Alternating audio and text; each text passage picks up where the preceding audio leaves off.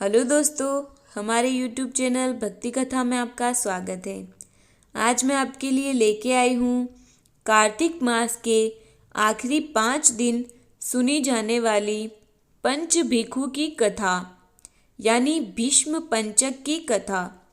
अगर आपको हमारी ये वीडियो पसंद आए तो हमारी वीडियो को लाइक करें, हमारे चैनल को सब्सक्राइब करें और वीडियो को शेयर करें।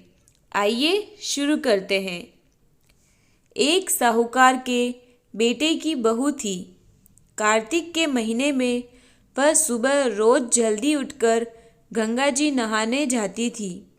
वह पराये पुरुष का मुंह नहीं देखती थी। उस राज्य के राजा का लड़का भी रोज गंगा जी नहाने जाता था। राजा का लड़का सोचता कि मैं इतने सवेरे अंधेरे में नहाने आता हूँ तो भी मेरे से पहले कौन नहा लेता है। ऐसे सोचते सोचते पूरा कार्तिक मास निकलने को आता है। जब कार्तिक के केवल 5 दिन रह गए तो उस दिन साहूकार के बेटे की बहू नहाकर जा रही थी और राजा का बेटा नहाने आ रहा था। तो उसके आने के खटके से वह बहू जल्दी जल्दी जाने लगती है, जिससे वह अपनी मोती की माला भूल जाती है और उसकी मोचड़ी भी टूट गई। तब राजा के बेटे ने माला मोचड़ी देखी तो देखकर सोचा कि माला मोचड़ी इतनी सुंदर है, इसको पहनने वाली कितनी सुंदर होगी। तो उसने सारी नगरी में ढिंढोरा पिटवा दिया कि जिसकी यह माला मोचड़ी है वह मेरे पास 5 दिन आएगी तो मैं उसकी माला मोचड़ी उसको दे दूंगा। साहूकार की बेटे की बहू ने कहलवा दिया कि मैं 5 दिन आऊंगी, पर किसी को साक भरने के लिए बैठा देना। राजा के बेटे ने गंगा जी के किनारे पर बिछावन करके वहां बैठ गया और एक तोते को पिंजरे में टांग कर रख दिया। अगले दिन सवेरे वह आई।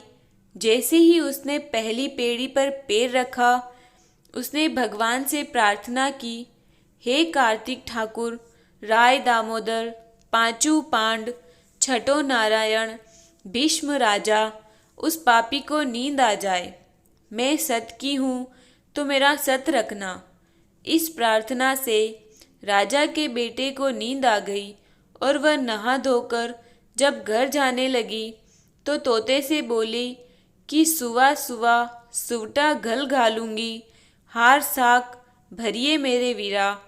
सुवा बोला कि कोई वीर भी साक भर सकता है। तब वह बोली कि सुवा सुवा सूटा घल घालूंगी, हार साक भरिए मेरे देवर।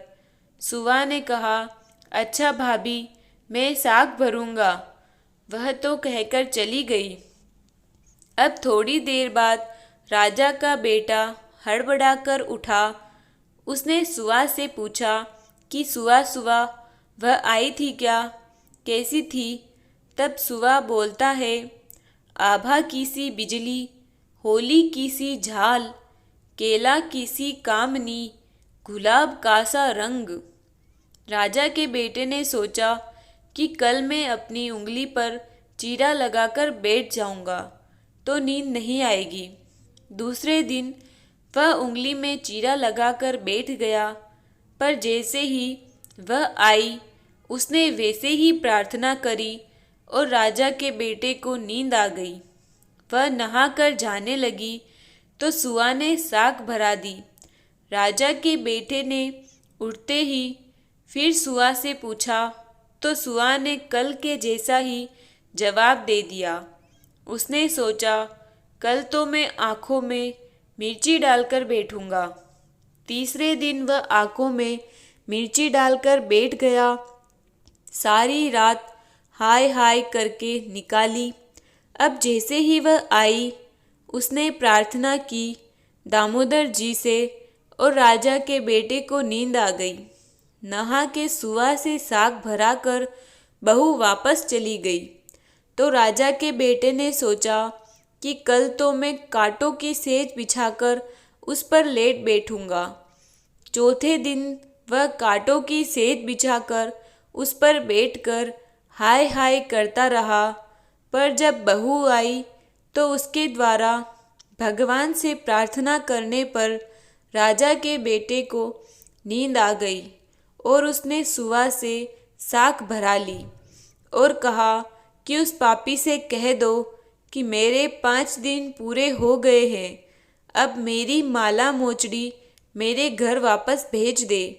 राजा के बेटे ने उठाते ही सुआ से पूछा कि वह आई थी क्या।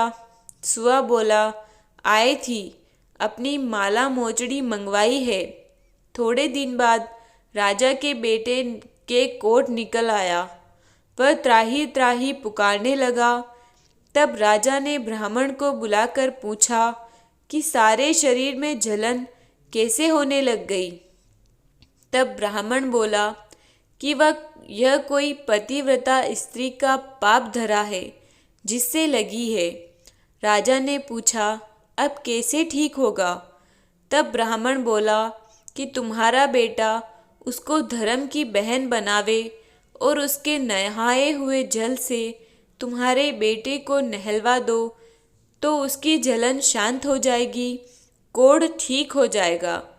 तब राजा ने माला मोचड़ी साहूकार के घर पहुंचवाई और उससे बोला कि यह तुम्हारी बहू गंगा पर भूल गई थी, उसे दे देना और कह देना कि वह अपने नहाए हुए जल से मेरे बेटे को नहला दे।